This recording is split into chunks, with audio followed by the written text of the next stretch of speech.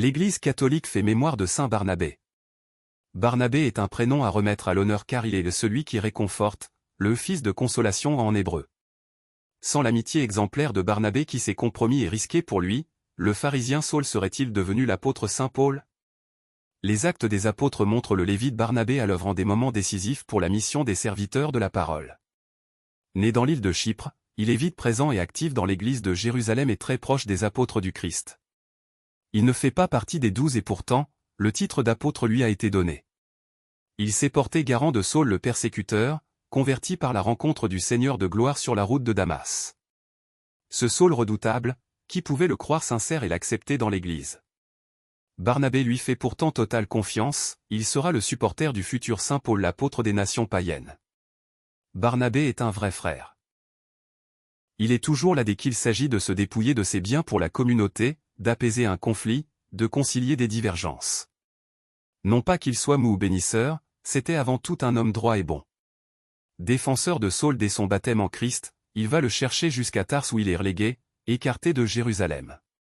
Il commence avec lui à évangéliser Antioche de Séleucie, puis ce sera la première grande mission à travers l'Asie mineure. Rien ne manquera à cette amitié entre Barnabé et Saul-Paul, pas même une rupture dramatique.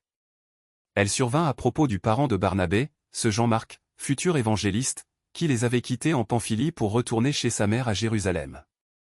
Le désaccord s'aggrava si fort entre eux qu'ils se séparèrent pour toujours.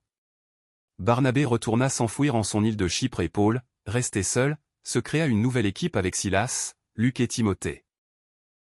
Nous cheminons comme porteurs de l'Évangile, sous la conduite de l'Esprit qui nous précède, oriente et sépare, disperse et rassemble.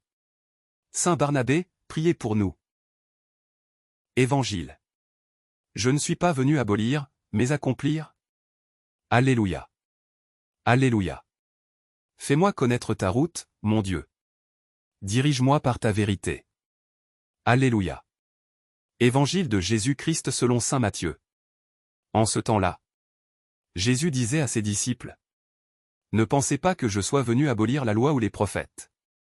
Je ne suis pas venu abolir, mais accomplir. Amen, je vous le dis. Avant que le ciel et la terre disparaissent.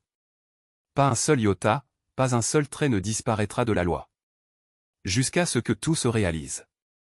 Donc, celui qui rejettera un seul de ces plus petits commandements, et qui enseignera aux hommes à faire ainsi, sera déclaré le plus petit dans le royaume des cieux. Mais celui qui les observera et les enseignera, celui-là sera déclaré grand dans le royaume des cieux. Acclamons la parole de Dieu. Louange à toi Seigneur Jésus.